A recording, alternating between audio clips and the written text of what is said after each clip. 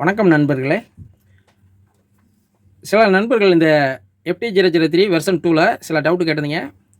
என்னன்னா, இந்த மினி டிகோடரை பொறுத்தளவுக்கு HDMI RC, ஆப்டிக்கல் கோயசல் இந்த மாதிரி டிஜிட்டல் இன்புட்டும் வேலை செய்யும்னு சொல்லியிருக்கேன்.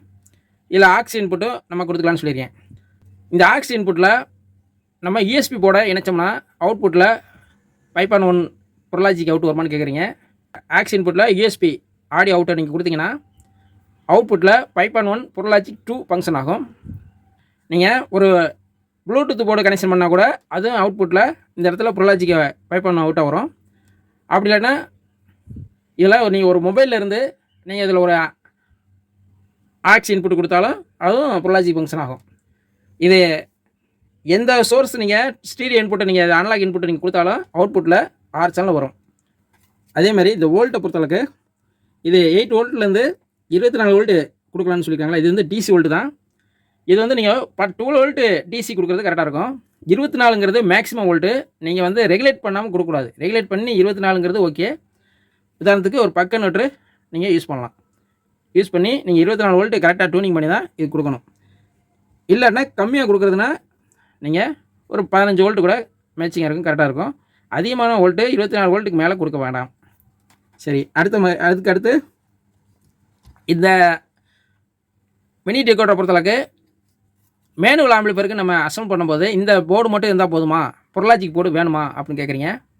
இந்த போர்டு நீங்கள் இருந்தால் போதும், பொருளாஜிக் போர்டு தேவையில்லை. ஏன்னா இதுலேயே நீங்கள் ஒரு ஆக்ஸ் இன்புட் கொடுக்குறீங்கன்னா இதில் பொருளாஜிக் 2 ஃபங்க்ஷன் ஆகி இதில் 6 சேனல் வெளியே வந்துடுது.